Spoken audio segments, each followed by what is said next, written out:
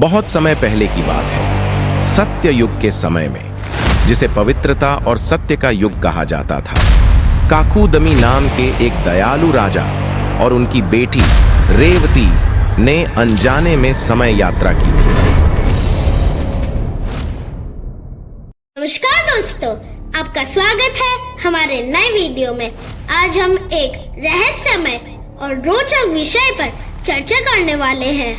महाभारत के समय में टाइम ट्रेवल के सबूत।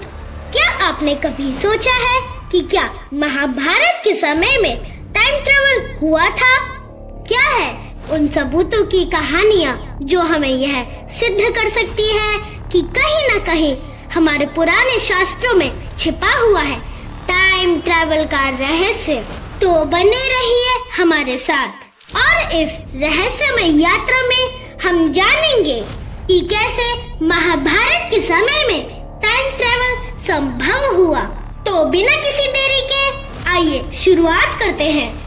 श्रीमद् भागवतम के 9वें स्कंद के चैप्टर 3 में लिखा है कि जब राजा काकुदमी अपनी बेटी रेवती के लिए उपयुक्त वर की तलाश कर रहे थे, इसके लिए वह अपनी बेटी के लिए उपयुक्त पति के बारे में सलाह लेने के लिए ब्रह्मा जी से मिलने सत्यलोक गए। पर ब्रह्मा जी तो ब्रह्मा जी थे। ब्रह्मा जी उस समय गंधर्व का संगीत सुन रहे थे, इसलिए उन्हें थोड़ी देर इंतजार करना पड़ा। आखिरकार जैसे ही संगीत कार्यक्रम खत्म होता है, तब राजा काकुदमी ने ब्रह्मा जी को उनकी उपयुक्त वरों की संक्षिप्त सूची प्रस्तुत करते हुए उनसे पूछा कि उन्हें रेवती का विवाह किससे कराना चाहिए। तब ब्रह्मा जी मुस्कुराए और राजा को समझाते हुए बोले कि जिस समय वह संगीत कार्यक्रम खत्म होने का इंतजार कर रहे थे, उतने समय में पृथ्वी पर 27 युग यानी कि 113 मिलियन वर्ष बीत चुके थे और अब यह सूची किसी काम की नहीं है, क्योंकि यह सभी वर पृथ्वी पर वर्षों पूर्व ही मर चुके होंगे। हे राजन, पृथ्वी पर अब आप पिता पुत्री ही शेष बचे हो।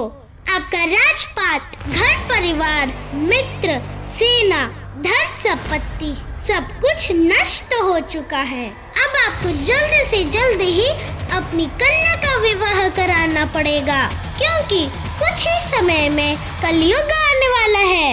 यह सब बातें सुनकर राजा अत्यंत दुखी हो गए। तब ब्रह्मा जी ने राजा को बताया कि इस समय पृथ्वी पर स्वयं भगवान विष्णु कृष्ण के रूप में और शेषनाग जी बलराम के रूप में अवतरित हैं और आपकी कन्या रेवती के लिए बलराम जी ही सबसे उपयुक्त वर हैं। इसके पश्चात राजा काकुदमी अपनी पुत्री रेवती के साथ पुनः पृथ्वी पर आ गए। पृथ्वी पर आकर उन्हें बहुत ही आश्चर्य हुआ, क्योंकि उनके अनुसार तो उन्हें आने जाने में केवल कुछ ही समय लगा था, लेकिन अब तो पृथ्वी का स्वरूप पूरी तरह से बदल चुका था। अब राजा काकुदमी बिना देरी किए रेवती के साथ बलराम जी से मिलने पहुँचे और बलराम जी को सारी बातें बताई। रेवती और बलराम जी अवश्य ही एक दूसरे के लिए सुयोग्य थे, लेकिन एक छोटी सी समस्या थी कि रेवती पूर्व युग में पैदा होने के कारण आकार में बलराम जी से बहुत ही ज्यादा लंबी और विशालकाय थी। लेकिन बलराम जी ने इसका भी समाधान निकाल लिया। उन्होंने अपना हल उठाया, जो कि उनका प्रमुख अस्त्र था। बलराम जी ने अपने दिव्य हल से राजकुमारी रेवती के सिर और कंधों को स्पर्श किया और क्षण भर में ही रेवती का आकार घटकर छोटा हो गया, जिसके पश्चात बलराम जी और रेवती का विवाह विधि पूर्वक संपन्न करवाया गया और वो दोनों पति पत्नी के संबंध में बंध गए। इस कथा से हमें यह जानने को मिलता है कि प्राचीन काल में टाइम ट्रैवल कैसे किया जाता था, और यदि हम इस कहानी को काल्पनिक भी माने तो हमें यह स्वीकार करना ही पड़ेगा कि प्राचीन समय की ऋषि मुनि समय के विषय में हमसे बहुत अधिक जानते थे। उन्हें उस समय भी पता था कि समय यूनिवर्सल नहीं है और ब्रह्मांड के विभिन्न स्थानों पर टाइम अलग अलग रूपों में गति करता है।